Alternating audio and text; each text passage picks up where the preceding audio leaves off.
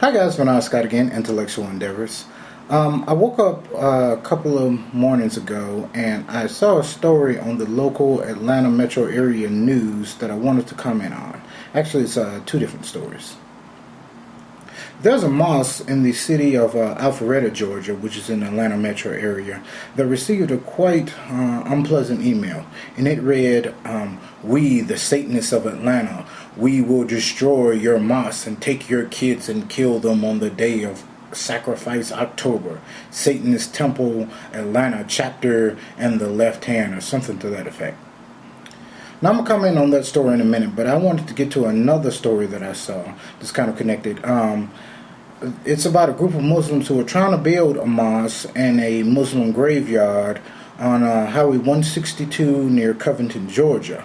Now there was a meeting at City Hall to discuss this, and there was on that day, a group of militant men came up to City Hall and they gathered together and they had rifles and firearms protesting this scheduled event. And they said that they were protesting what they called the peacefulness of Islam. Now basically I'm seeing a lot of contradictions here.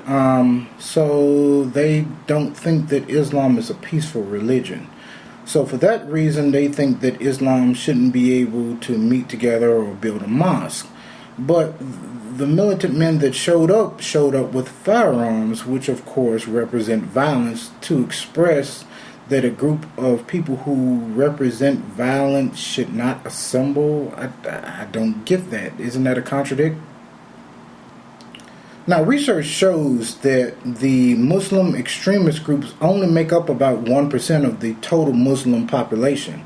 And to say they can't build a mosque is like saying that a group of Christians can't build a church, because eventually these Christians will take their followers to Ghana, South America, and make them drink poisonous Kool-Aid. Or to say that they can't build a church because it's been shown that Christian leaders have been molesting little children. I mean, if you actually look at the percentage of that, the amount of Christians that have done these things is about the same percentage of the Muslims who are doing terrorist type things.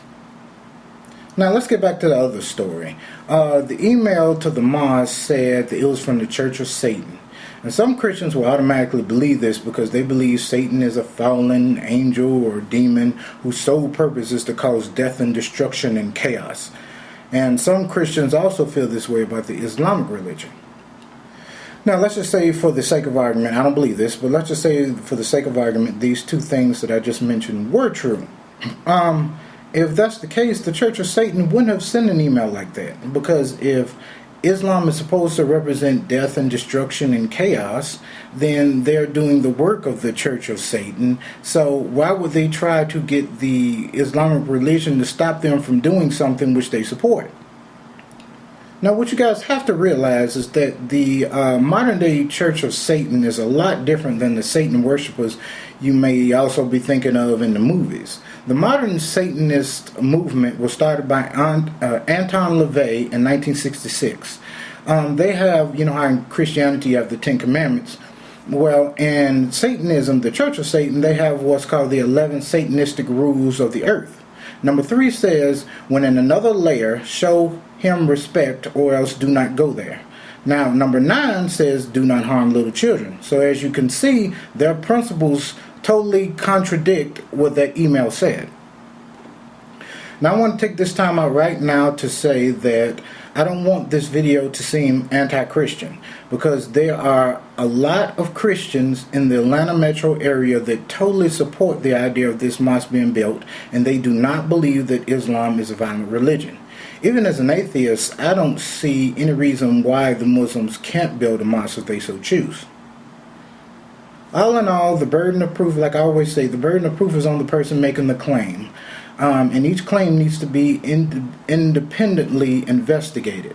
So if you say the mosque doesn't need to be built because terrorism will follow, that's really a nonsensical statement, lacking evidence, and stereotypes a larger group by the actions of a few. As always, thank you for watching. Make sure you guys subscribe to my channel if you haven't done so, to keep up with the latest videos and updates that will be going on with me. Thanks for watching.